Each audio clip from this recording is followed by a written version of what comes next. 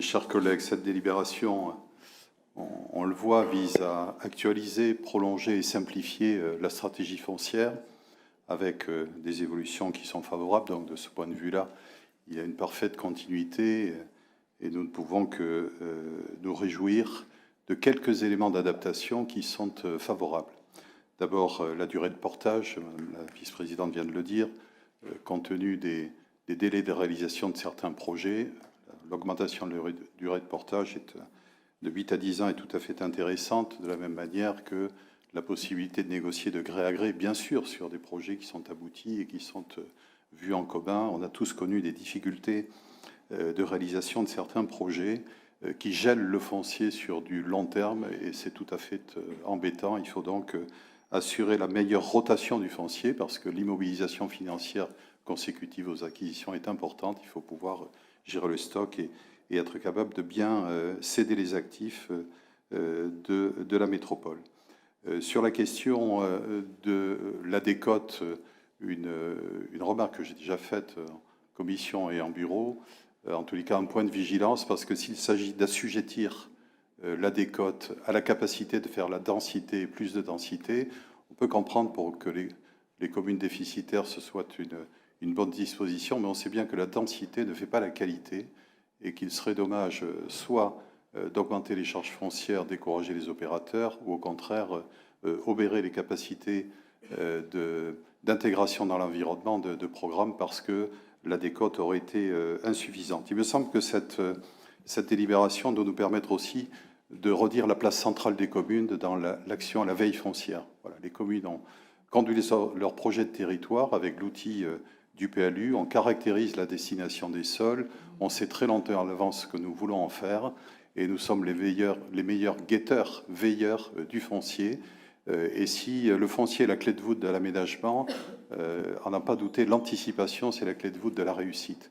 Et parce que la loi SRU dont nous fêtons les 20 ans est une loi de densité, l'histoire du foncier, c'est toujours l'augmentation des droits à construire. Il faut donc s'y prendre beaucoup plus tôt, très tôt, pour éviter les survalorisations du foncier qui ensuite obèrent nos opérations. Donc la place des communes est absolument essentielle. C'est pour ça que la négociation de gré à gré, dans laquelle les communes font valoir leurs projets, est tout à fait intéressante. Des remarques néanmoins des communes sur la traçabilité des DIA. Les délais sont courts pour pouvoir préempter. Il est quelquefois difficile d'avoir l'assurance que la préemption va réussir et nous vous demandons que les services soient très actifs et en lien avec les communes pour ne pas laisser passer les délais et être très, très vigilants sur les préemptions que nous demandons.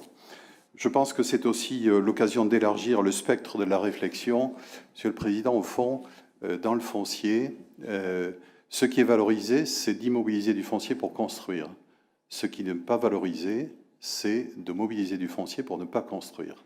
Or, dans le siècle qui s'ouvre et le changement de paradigme, je crois que c'est important de valoriser le foncier qui ne sera pas construit. Ça paraît à contretemps et pourtant, ce sont les nécessités d'aujourd'hui et de demain.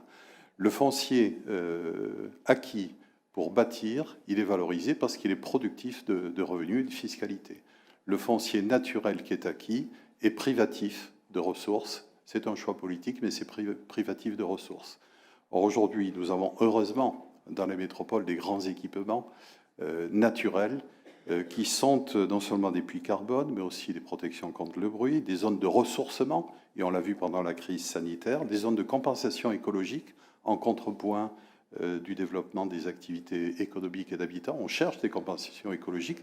Certaines communes ont des difficultés à en trouver. On en trouve un peu plus sur d'autres, et notamment sur Gradignan, sans d'ailleurs vouloir en faire exclusivement une réserve naturelle, bien évidemment. Donc je crois qu'il faudrait trouver des mécanismes de valorisation du foncier non bâti.